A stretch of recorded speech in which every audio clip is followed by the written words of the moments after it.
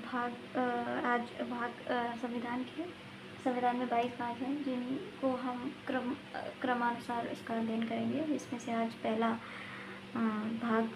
भाग का अध्ययन किया जा रहा है, जिसमें 4 अनुच्छेद हैं। अनुच्छेद 1, 2, 3 और 4 1 से लेकर 4 तक अनुच्छेद जो है वो भाग 1 के अंतर्गत आते हैं।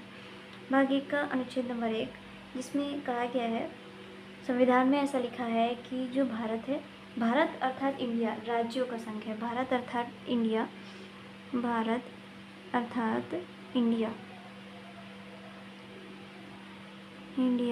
राज्यों का संघ है। ये किसका संघ है? राज्यों का संघ है।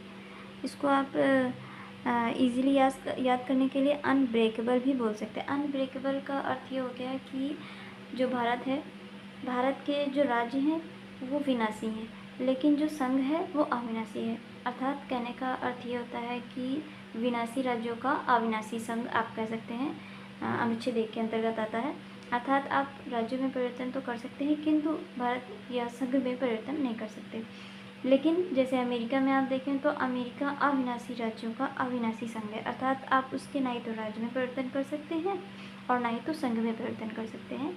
तो अनुच्छेद 1 के अंतर्गत आप अनब्रेकेबल याद रखेंगे। अनब्रेकेबल का अर्थ होगा कि आप भारत अर्थात संघ को नहीं तोड़ सकते हैं, यहाँ के राज्य को आप डिवाइड कर सकते हैं या अलग कर सकते हैं। अनुच्छेद 2 के अंतर्गत एंट्री, इजी ट्रिक है कि एंट्री याद रखें। एंट्री का मतलब होता है प्रवेश।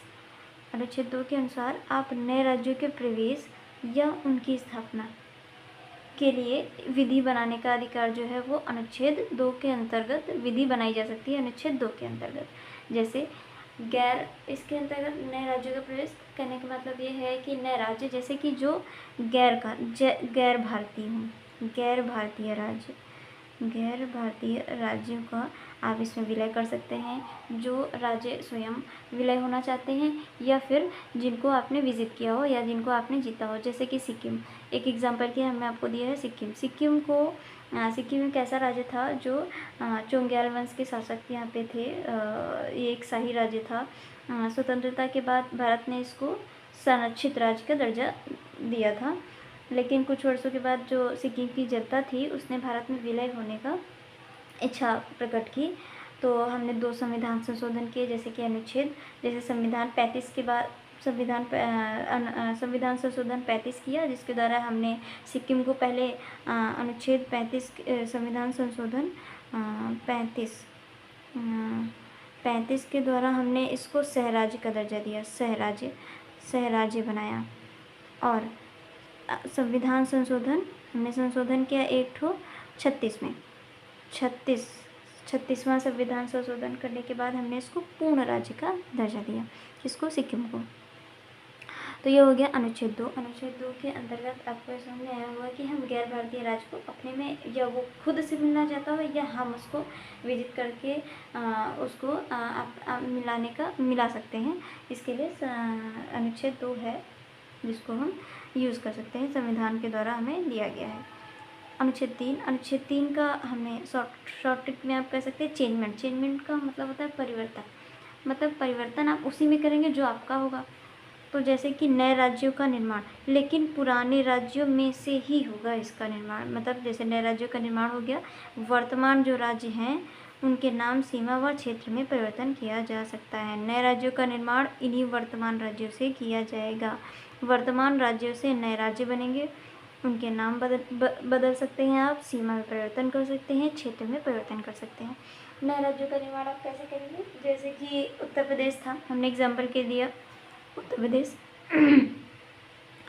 2000 में उत्तर प्रदेश, बिहार और मध्य प्रदेश से डिवाइड करके 3 अन्य राज्य बनाए गए। जैसे यूपी से हमने उत्तराखंड बनाया, बिहार से हमने झारखंड बनाया, मध्य प्रदेश से हमने छत्तीसगढ़ बनाया। मतलब आप उसके पुराने राज्यों में अगर जनसंख्या ज़्यादा है तो आप उनको डिवाइड कर सकते हैं 2 राज्यों में। मतलब एक राज्य से आप 2 राज्यों का निर्माण कर सकते हैं। लेकिन अगर जनसंख्या कम है तो आप 2 राज्यों को मिला के 1 राज्य का भी निर्माण कर सकते हैं। तो ये हो गया मतलब 2 राज्य मिलके 1 राज्य बना सकते हैं, या 1 राज्य मिलके 2 राज्यों का निर्माण कर सकता है। ये 2 राज्य मिलके एक राज्य बनाया। जैसे कि आप बहुत सारे ऐसे राज्य हैं जिनको छोटे छोटे राज्य थे जिनको हमने ऐड करके 2 राज्यों का निर्माण किया हुआ है। अब आता है अनुच्छेद 4। अनुच्छेद 4 के अंतर्गत देखा गया है कि 2 या 3 के अंतर्गत जो भी आपने संविधान संशोधन किया है, 2 या 3 के अंतर्गत आपने किसी राज्य की एंट्री करी है, आपने किसी राज्य का नाम चेंज किया है। नाम चेंज जैसे आपने इसमें किया है, नाम चेंज जैसे आपने इलाहाबाद को आपने बदल के क्या रख दिया, प्रयागराज, तो ये नाम में परिवर्तन हो गया इसका।